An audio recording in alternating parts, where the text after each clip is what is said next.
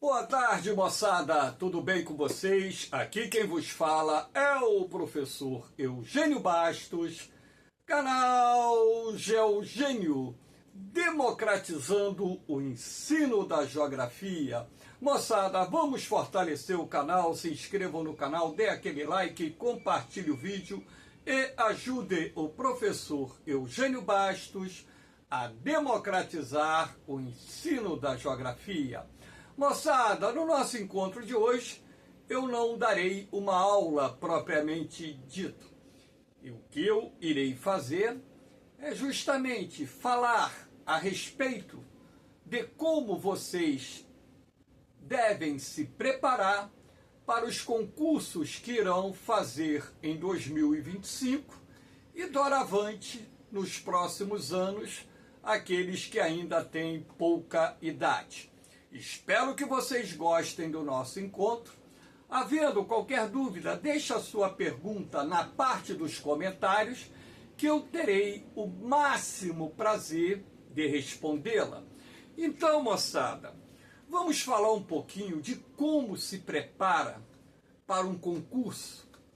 Então, se você vai fazer um concurso ao longo do ano de 2025, ou nos próximos anos, o que é preciso que você faça para obter o resultado esperado? Em primeiro lugar, não há saída. Você só tem uma alternativa: estudar, estudar, estudar. Você, ao se inscrever num concurso, tem que pensar grande. Você não pode ser aquele clube de pequeno investimento que disputa um campeonato regional ou que disputa um campeonato nacional com o objetivo de não cair para a segunda, terceira, quarta divisão, enfim. Você tem que entrar na disputa com o objetivo de conquistar o título. Então, sendo assim, ora, se você vai fazer um concurso e tem um objetivo pré-estabelecido na sua vida, você tem que pensar grande. E não tem outra alternativa senão você estudar. Não só na escola ou num curso preparatório, mas também se organizar em casa, através de um horário de estudos e cumprir esse horário de estudo com seriedade, com toda a rigidez possível. Claro, um dia ou outro você pode não estar bem, você de repente tem que ir a um médico, de repente tem um compromisso, você pode até quebrar um pouco, esse ritmo, mas você tem que ter em mente que é preciso ter uma disciplina de estudos para que você crie uma base de conhecimentos que é necessária para que o seu rendimento no concurso possa gerar a pontuação necessária para que então você consiga uma das vagas que estão sendo oferecidas não só através de um concurso militar, assim como através de um concurso na área civil, como, por exemplo, um vestibular, um concurso para uma escola técnica, enfim. Em sala de aula, o que você tem que fazer? Primeiro, copiar a matéria. Tudo aquilo que o professor passar, você copia. Segundo, prestar atenção na explicação do professor. Ter a máxima concentração possível na explicação do professor e pensar exatamente naquilo que o professor está falando durante a sua explicação. Fazer as anotações necessárias para complementar o texto que porventura o professor tenha colocado no quadro. Um outro elemento de suma importância é você fazer os exercícios Não precisa o professor mandar fazer os exercícios que estão no livro, que estão numa apostila. Hoje, por exemplo, os cursos preparatórios, as escolas que têm turmas preparatórias utilizam seus materiais, suas apostilas, que vêm com uma bateria de exercícios com diferentes níveis de dificuldade. Então você tem que procurar fazer esses exercícios, anotar suas dúvidas e perguntar ao professor, porque você não deve levar dúvidas, não deve ter dúvidas em assunto nenhum. O ideal é que você sempre pergunte toda vez que uma dúvida possa pairar no ar.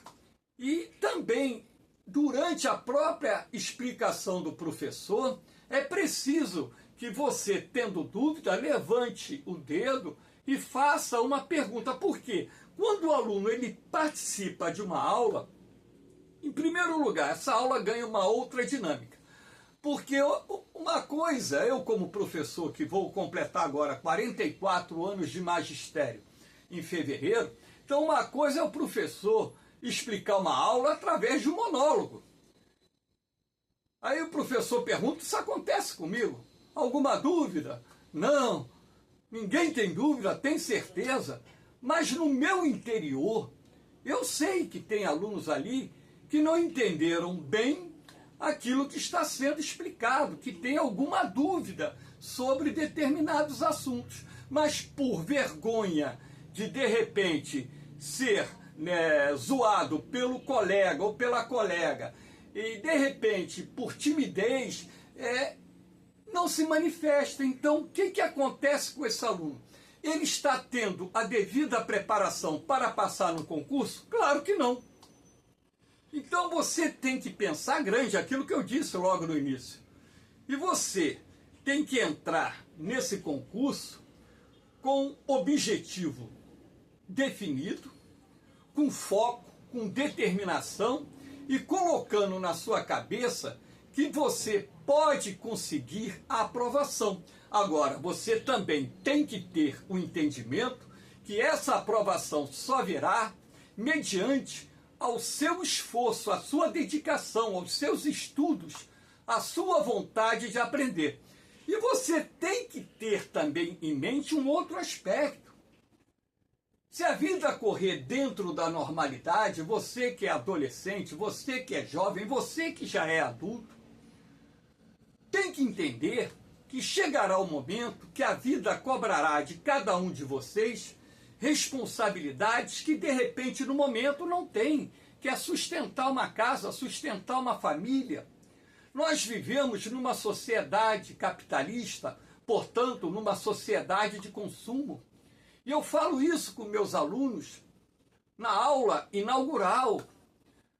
Eu pergunto, vocês não querem no futuro ter uma boa casa, um bom apartamento, um bom carro na garagem, ter o seu armário com roupas de marca, bons calçados, levar sua família para passear, para almoçar no restaurante, viajar nas férias?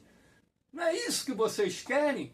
Quem é que não quer isso? Ninguém diz que não. Eu pergunto um a um, e aí? É isso que você pretende na vida? Balança a cabeça, concorda ou fala que sim. E eu falo o seguinte, ora, dinheiro não cai do céu. Tem até uma ou outra pessoa que acaba ganhando na Mega Sena da virada um bom prêmio, né? A sorte brilha, ou então se destaca na música, se destaca no futebol, sem estudos, enfim. E consegue se dar bem na vida. Mas a probabilidade de você se ferrar, quebrar a cara, em função de não ter uma boa preparação, uma boa profissão, um bom currículo, o que vai gerar isso? Dificuldades econômicas lá na frente. Então você vai viver, e eu falo com eles de uma forma assim bem transparente, você vai viver dentro daquele princípio que é preciso economizar o almoço para poder jantar, em função da dificuldade orçamentária que você enfrentará tendo um salário baixo. Então, se você entra num concurso, seja ele militar ou civil, com o objetivo de passar nesse concurso, pergunto a vocês aí com toda clareza, qual é a alternativa? Vocês acham que alguém num concurso que está disputando vaga contigo irá dar cola para você? Eu falo para aqueles alunos que gostam de colar nas provas, nas avaliações, eu falo, alguém vai fazer a prova no seu lugar? Não. A responsabilidade é sua. A competência é sua. O sucesso e o fracasso é seu, pô. E todos nós, como professores, ainda mais eu que trabalho 44 anos preparando alunos para concursos militares e civis, então, o que nós desejamos dos nossos alunos é o sucesso, que consigam aprovação, porque isso nos enche de orgulho e também aquela certeza da missão cumprida. Os pais responsáveis ficam orgulhosos quando seus filhos passam nos concursos. Ora, quem é pai sabe, quem é mãe sabe disso. E você, como aprovado, também fica orgulhoso, porque o seu esforço acabou sendo recompensado. Então é preciso que haja esse tipo de entendimento para que vocês possam aumentar o rendimento e, sendo assim, conseguir, né, uma pontuação necessária para passar no concurso. Eu digo, você não tem que brigar pelo primeiro lugar, você tem que brigar para passar no concurso. O primeiro lugar de um concurso é consequência daquilo que você acumulou de conhecimentos ao longo do ano. Então, logicamente, que tem aluno que às vezes passa num concurso militar lá na rebarba, lá nas últimas vagas, mas quando está próximo da conclusão, já está entre os 10 melhores alunos de uma AMAN da vida, de uma escola naval, de uma AFA, enfim, de um IME, de um ITA. Então, meus jovens, é isso que eu gostaria de falar com vocês com toda a sinceridade. Agora, é preciso vocês entenderem que para passar um concurso, não basta você frequentar uma escola ou um curso. Você tem que ter um horário de estudos.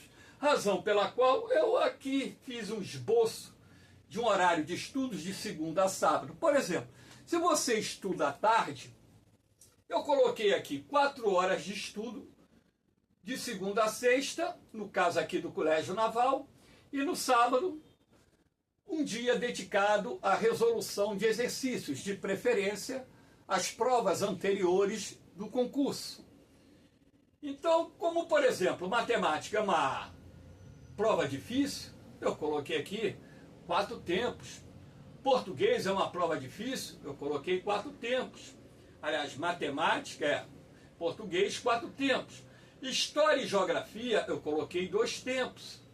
Né? Biologia, física, botei 2 tempos. Química e inglês, 2 tempos, que são as disciplinas que caem no Colégio Naval. Então, aqui, nesse horário de estudo que eu fiz, se você estuda à tarde, você vai ter um horário de estudo, uma rotina de estudo, das 7 às 11 horas da manhã. Então, 11 horas tu vai tomar um banho, vai descansar, vai almoçar e depois partir para a escola.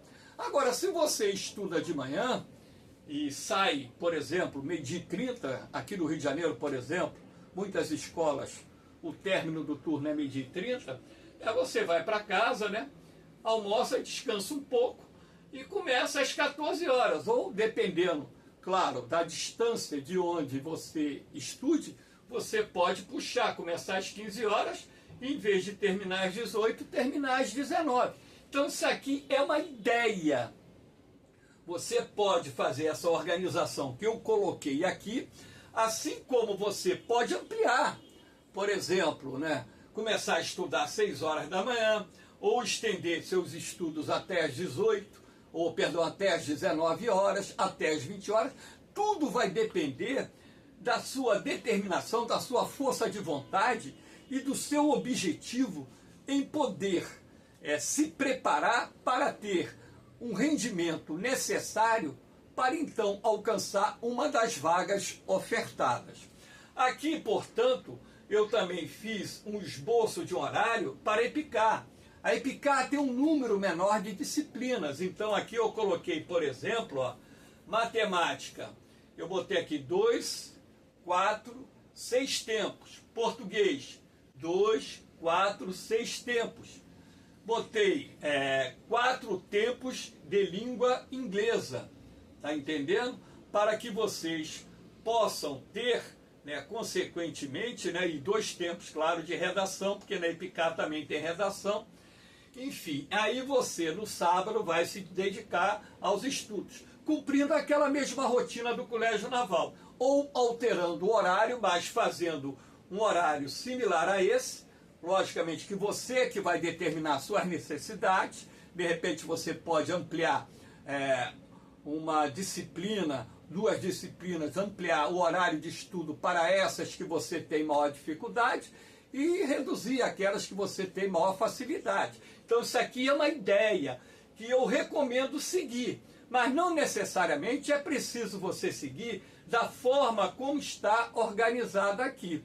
Se você estiver assistindo o vídeo, quando ele for disponibilizado, né, você só dá o pause e monta o horário da forma que está aqui. Na EPICAR não tem história, não tem geografia, por exemplo, não tem biologia, não tem física, não tem química, então você tem um número menor de matérias para estudar e dessa forma você pode se preparar até muito melhor para aumentar o seu rendimento no concurso. Aqui, por exemplo, na SPSEX, a SPSEX tem um grupo maior de disciplinas, mas eu organizei da seguinte forma também, aqui eu botei 4 tempos de matemática, 4 tempos de português, 2 de geografia, 2 de história, coloquei 3 de física, botei 3 de química e 2 de inglês. Então, dessa forma, eu acredito que você teria, né, as condições necessárias para ter um bom rendimento na prova da SPSEX. Aquilo que eu disse também, isso apenas é um esboço, você vai adaptar esse horário de estudo da SPSEX dentro da sua realidade, daquilo que você acha necessário para que você tenha a preparação adequada para poder passar no concurso. Aqui, por exemplo, eu coloquei também a ESA, a Escola de Sargento das Armas. Então a ESA tem poucas matérias, então eu coloquei aqui, por exemplo, 6 tempos de matemática, coloquei aqui 4 tempos de português, 4 tempos de geografia, 4 tempos de história e 2 tempos de inglês. Agora, dependendo, se você tem dificuldade em inglês e tem maior facilidade em geografia, em história, você reduz aqui um tempo de história e um tempo de geografia e estuda 4 tempos de inglês. Então, isso aqui também é aquilo que eu disse, é apenas uma indicação. E você vai adaptar dentro da sua realidade aqueles candidatos que estiverem se preparando para essa. Aqui nós temos, por exemplo, o vestibular. O vestibular tem muita matéria. Então eu coloquei aqui a base do Enem, aquilo que é preciso para que você possa ter um rendimento melhor na prova do Enem. Então aqui eu botei 3 tempos de matemática, botei 3 tempos de português, botei um tempo de literatura, botei um tempo de sociologia, um tempo de filosofia, 2 tempos de geografia, 2 de história, coloquei 2 de física, 2 de química e 2 de biologia. Então, dessa forma, aí estendi aqui para o sábado, né? Também colocando um tempinho destinado à redação. Então, aquilo que eu disse, dentro da sua disponibilidade de horários para estudo, né? Por exemplo, se você estuda, faz um curso de inglês, está adiantado em inglês, tanto para EPICAR como para o vestibular, por exemplo, você não precisa dedicar tanto, porque o que cobra nesses concursos, né, é o básico. Então, se você está com o inglês avançado, então você tira o inglês e vai se dedicar a uma outra disciplina que, porventura, você tenha maior dificuldade.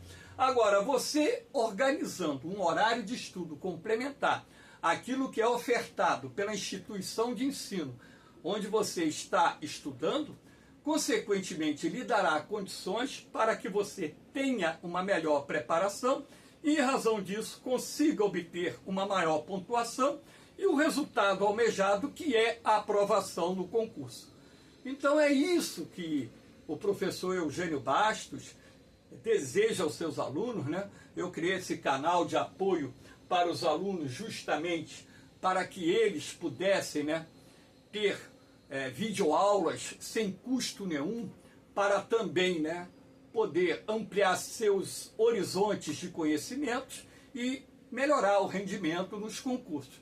Existem outros concursos, né, por exemplo, IME, ITA, AFA, Escola Naval e por aí vai, EFON. Então, os candidatos, esses aí não caem em geografia, por exemplo, eles vão adequar os seus horários de estudos à realidade da disponibilidade do tempo que eles possuem.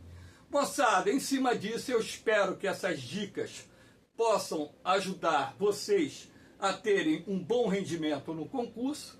Em alguns estados brasileiros, as aulas começam daqui a 2 semanas, um pouquinho menos de 2 semanas. Aqui no Rio de Janeiro, capital onde eu moro, as aulas só começam em fevereiro. Então, estamos próximos já do início do ano letivo, né? No caso aqui do Rio de Janeiro, 3 semanas e pouco. Passa muito rápido, né? 3 semanas, né? Passa muito rápido. Quem mora nos estados onde as aulas começarão em meados de janeiro, então tem mais uma semana de descanso e a partir daí é se preparar para os concursos que virão pela frente. E eu, particularmente, estou torcendo por você para que você consiga alcançar o seu sonho. Acreditar sempre, desistir jamais, é o lema dos grandes vencedores. No mais, moçada, um beijão no coração de vocês, um forte abraço, fiquem com Deus, eu vou, mas eu volto, hein? Fui!